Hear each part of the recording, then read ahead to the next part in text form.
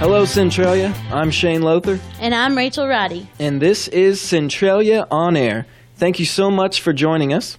Our second show. We made it. Yeah, they haven't shut us off yet. Last week, we had Marcus Holland, Centralia Chamber of Commerce Director, on as our first guest. We talked about local businesses, Marcus's long-term goals for Centralia, and the upcoming home show, which is happening, I think, February 17th and 18th. So, Rachel, did you have a good week last week?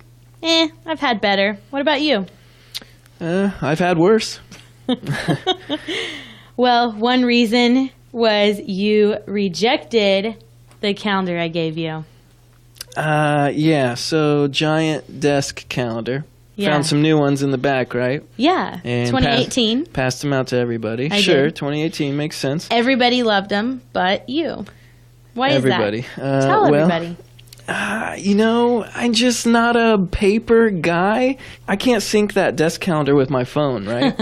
I can't take that desk calendar home. I can't put it in my pocket. No. It just doesn't work for me. So your phone is better for you. Yeah, I'm someone who, if I can use technology to try to simplify my life, Yeah. I'm probably going to do that. You are not that way. No. You like paper. You I like do. pen. Yeah, I write everything down. I have a notebook, a planner, a desk calendar, Yeah, obviously. and it's full. I know what you're talking about, though. I see your point. There is a whole, getting things done mentality. Writing things down physically is actually a thing for people. It locks into their head. That must be you. That's me. That's not me. Like highlighters and pens and colorful pens. Yes, your desk is just a rainbow It of is. calendar events. All right. But that was last week. And this is this week. Right. Today's show is all about giving. Giving blood, that is. This week, Julie Kerner from the American Red Cross joins us in studio to talk about the American Red Cross, donating blood, and how you can help save lives. All right, Julie, thank you for being here today. How long have you been with the Red Cross? Well, thank you for having me, Rachel. And I have been with the Red Cross for 4 years now. And Julie, what is your official title? What exactly do you do there? I am a donor recruitment representative, and basically what I do is, we have obligations that we will provide blood to certain hospitals, and so it is my responsibility to make sure that the blood is there on the shelf when a hospital calls and says that they need it. And that need is very great right now, is that right?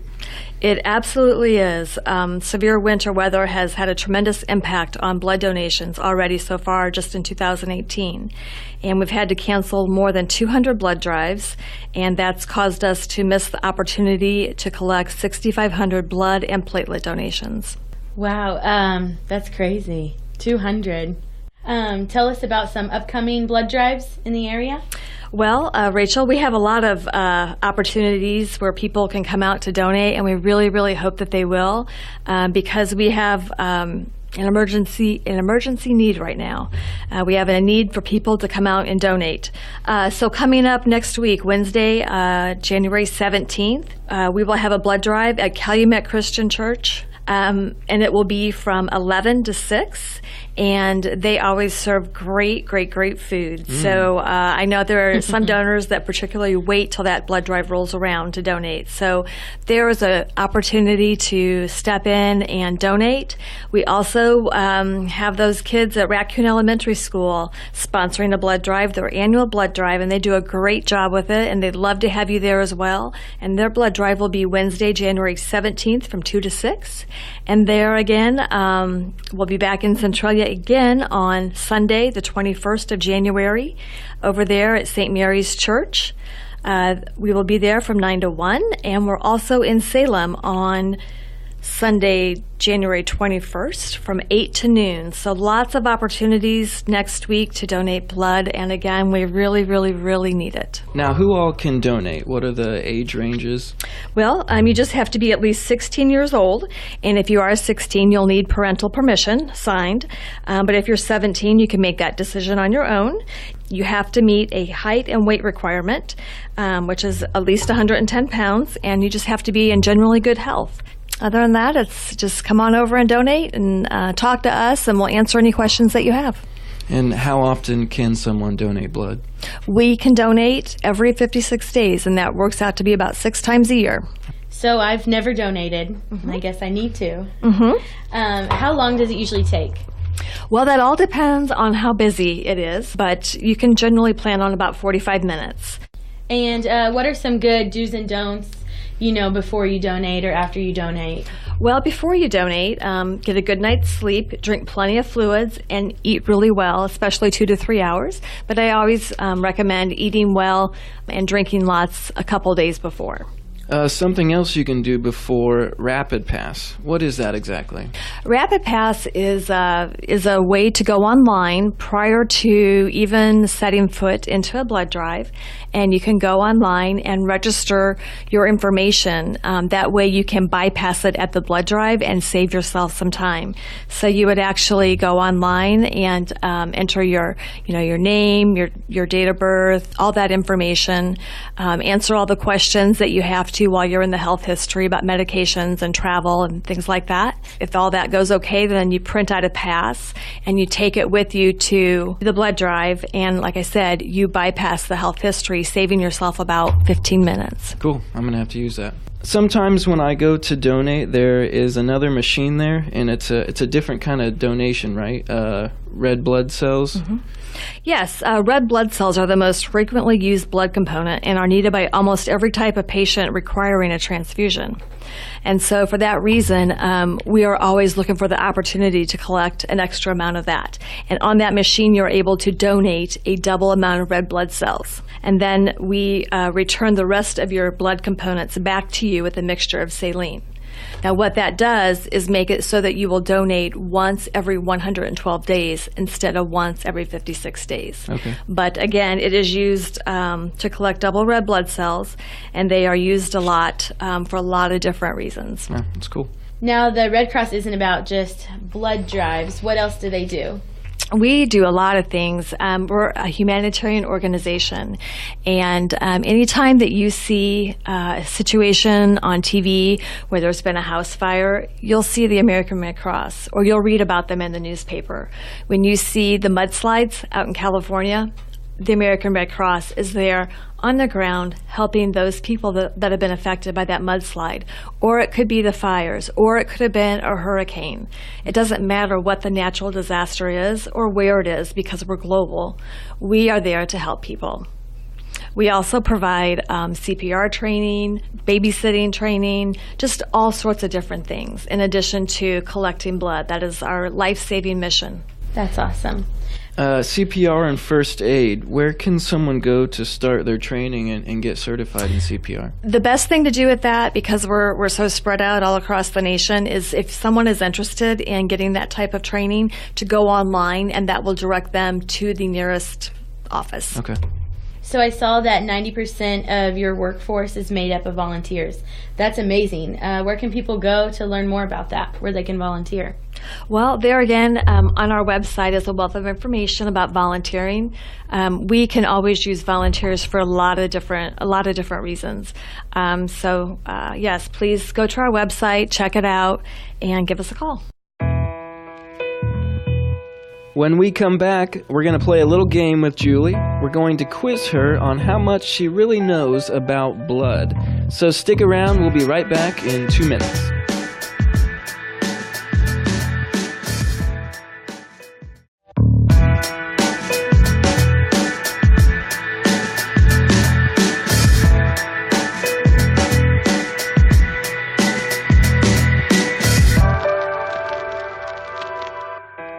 Welcome back. This is Centralia on Air. We have Julie from the American Red Cross, and we're about to test her knowledge of blood.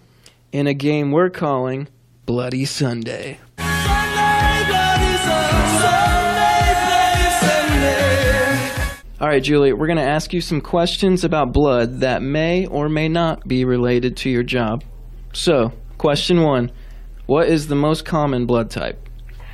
The most common blood type. She's using her cheat sheet. That's okay. It's an open book test. That's right. Well, I honestly don't know, but I would have to say maybe A positive. But that's a guess. Am I right or wrong? You got half of it right. O positive. Oh, really? Yeah, it's something like 38%, I think. Cool. What's your guys' blood type? Rachel? I don't know, but I'm going to have to find out. I have an idea how you could do that. Okay, tell me. I think she can go give blood. I think she could. And I will be by to give you a ride next week. All right. On that Wednesday, sounds good. what time? That sounds good. Noon. Okay, noon it is. My blood type is A positive. Okay. Mine is probably the only one that could also be converted to a inspirational poster. It's B positive. I really like that. That's funny. Cool. Okay, question number 2. What percent of body weight of a human is made up of blood? Is it 7%, 13%, or 21%? 7. Correct. She got it. Woohoo! Okay, so question number 3. There's red blood cells and white blood cells. Which one are responsible for carrying oxygen through the body? Red blood cells. Awesome. Correct. So, what do the white blood cells do? The white blood cells are responsible for fighting off infection, things that make us sick. Our defense system, huh? That's right. All right. Question number 4, last one. How many miles of blood vessels do we have running through our body? Oh boy, that is a tough question. 6,000 miles, 16,000, or 60,000? I'd go with the first one. You're saying 6? But it's wrong, isn't it? 60, actually. 60,000 miles of blood Wow. vessels. Isn't that crazy? That is Yes, crazy. that is. All right, that's it. Julie That got... was how many did she get right? I forgot to count. Oh, well, she's a winner in our That's book. right. Well, Thank you for playing along. Oh, you're welcome. Thank you for having me here today. Okay, Julie from the American Red Cross, thank you so much for being here, and we hope to have you back sometime. Great. I look forward to it.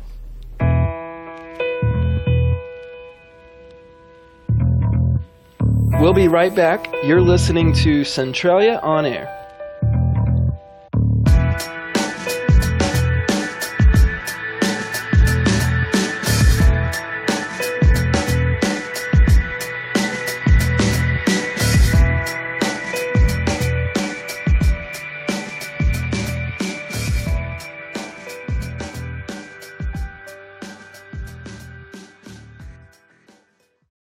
January is National Blood Donor Month.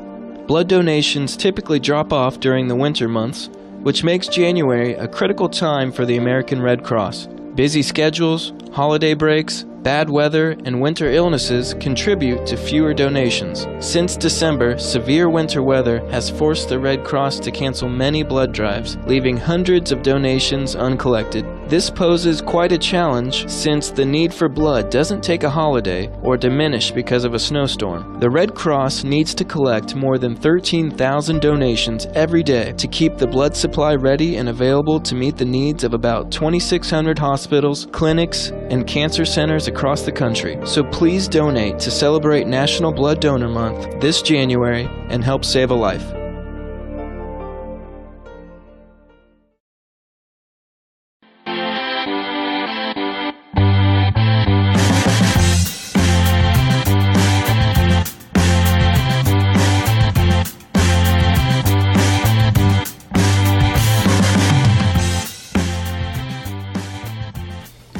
Hey, you know what time it is? What time is it? It's time for the top 5.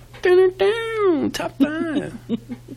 Keeping with our topic today, blood and blood-related things, we're going to talk about blood pressure, high blood pressure to be exact, and some foods you can eat to help reduce it. Almost 30% of Americans have high blood pressure. It can affect kids and adults. So what is blood pressure? Blood pressure is the force of blood against your artery walls as it moves through your body. Blood pressure normally rises and falls throughout the day, but it can cause health problems if it stays high for too long. High blood pressure is one of those silent killers. There's really no warning signs or symptoms. That's why it's important to get your blood pressure checked regularly. Did you know that there's no signs or symptoms? No, I had no idea. I was totally surprised. It's kind of scary. Right, because I thought, you might have fatigue or something. Silent killer. Yeah. Silent but deadly. That's right. That's something different. If you're age 40 or older, you're at high risk for high blood pressure. You should get your blood pressure checked once a year. And for 18 to 40-year-olds, you're at a lower risk and should probably get checked out every 3 to 5 years. You can get your blood pressure checked here in Centralia at Bird Watson, CVS, and Walgreens. But what do those numbers mean? Shane, tell us. Yeah, let's figure this out. So the first number, the top number, refers to the amount of pressure in your arteries during contraction of your heart.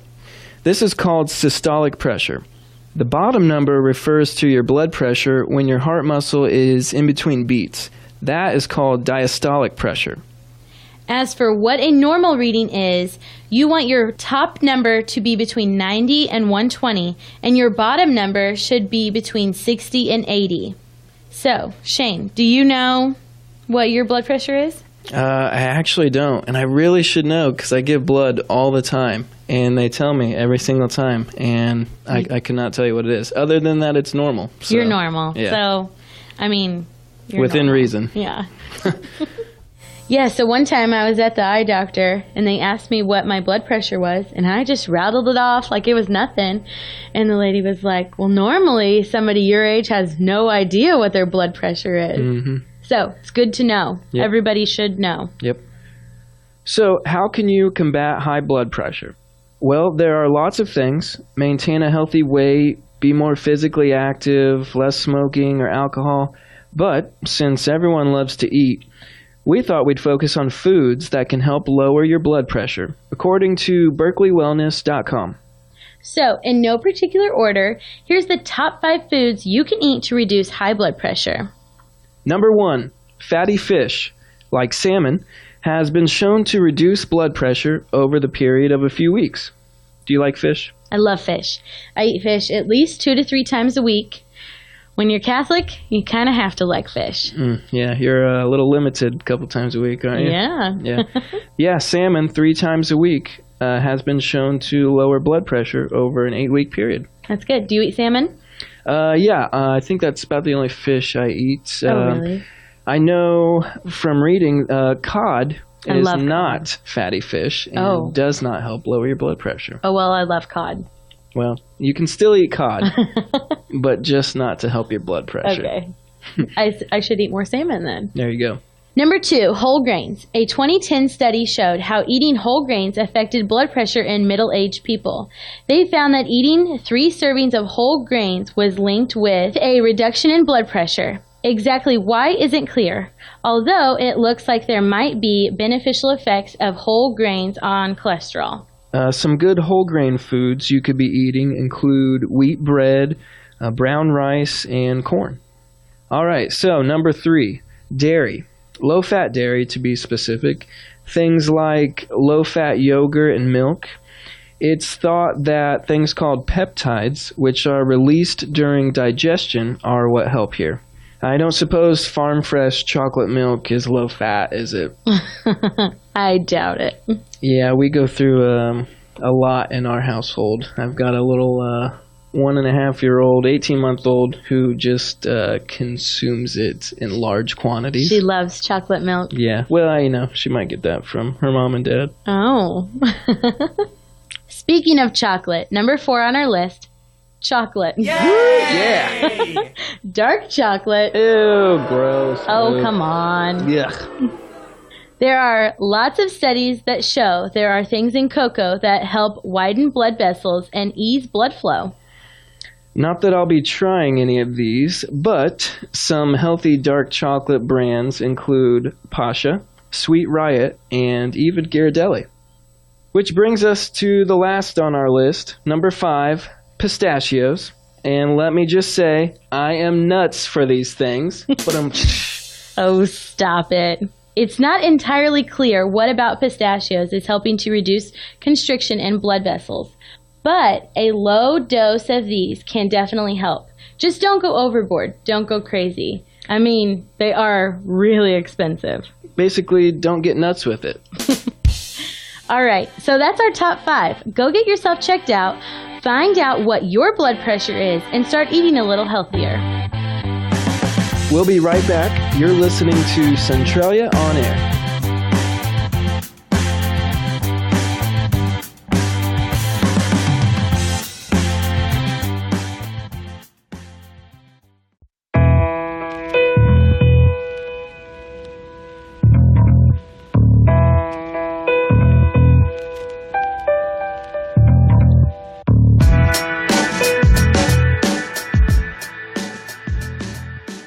So, Rachel, what's on the calendar this week? Oh, we have a whole bunch of stuff. The Salem Community Theater is proud to present Southern Fried Funeral, January 26th through the 28th and February 1st through the 3rd. Tickets are $10. Salem Community Theater is hosting their second annual Bags Tournament on Saturday, January 27th. The tournament will start at 11 a.m. and the top 4 winners will be paid. Cash bar and concessions will be available. To register, call Trish at 548-6261. The Centralia BPW invites you to Groundhog's Day Trivia Night on February 2nd at the Centralia Elks Lodge. Doors open at 6 and the game starts at 7. Top 3 teams win cash. There will be 50-50 tickets, over 20 baskets to be raffled, cash bar available, and you can bring your own snacks. You can bring up to 8 players for your team, and entry fee is $80. To register, contact Carrie at 315-8479. And Not Your Grandma's Bingo at St. Teresa School on Friday, February 9th. Doors open at 6 p.m. and bingo will start at 7:30. 50-50 raffle and over $1,000 in cash prizes. $20 per person in advance. To register, call Melissa at 548-5771. Or for more information, you can visit stteresagradeschool.com. The 5th annual Tiger Trek 5K and 2.5K Dog Walk on Saturday, February 24th, starting at 9 a.m. at Centralia Junior High. Registration forms may be found at CJHS. Success starts with you. St. Mary's School hosting a trivia night on Saturday, February 17th at the school gym. You can bring up to 8 players for your team and the entry fee is $80 per table. Doors will open at 6 and the game will start at 7. Call the school office today to register your team. And you've already heard from Julie about the local blood drives this week. On Wednesday, January 17th, Raccoon Grade School from 2 to 6, Calumet Christian Church in Centralia from 11 to 6. On Thursday, January 18th, Central Christian Church in Mount Vernon from 11 to 3. Saturday, January 20th, Family Video in Mount Vernon from 11 to 3. And that's a look at your community calendar on X95 and the Big 1210. If you have an event you would like to share with us, you can send us an email at WILY1210@gmail.com. Okay, but Not Your Grandma's Bingo. What's that all about? That's right. Glow Bingo at St. Teresa School. It's so fun. So, Not Your Grandma's Bingo is Glow Bingo? Oh, yeah. And I assume, much like Glow Bowling, it's black lights. Yes. And music, and they usually have a DJ, and that's right. Sweet. It's fun. Cool. It's a blast. Oh, hey, this just in. Hot off the press. St. Mary's Hospital in Centralia is actually having a blood drive on Monday, January 15th from 11 a.m. to 5 p.m. Well, I think that's all the time we have this week. It was good talking to you, Rachel. Good talking to you, too. It's been fun. Be sure to listen to us again next week and every week, every Sunday at 11 a.m. My name is Shane. And I'm Rachel Roddy. And this is Centralia on Air.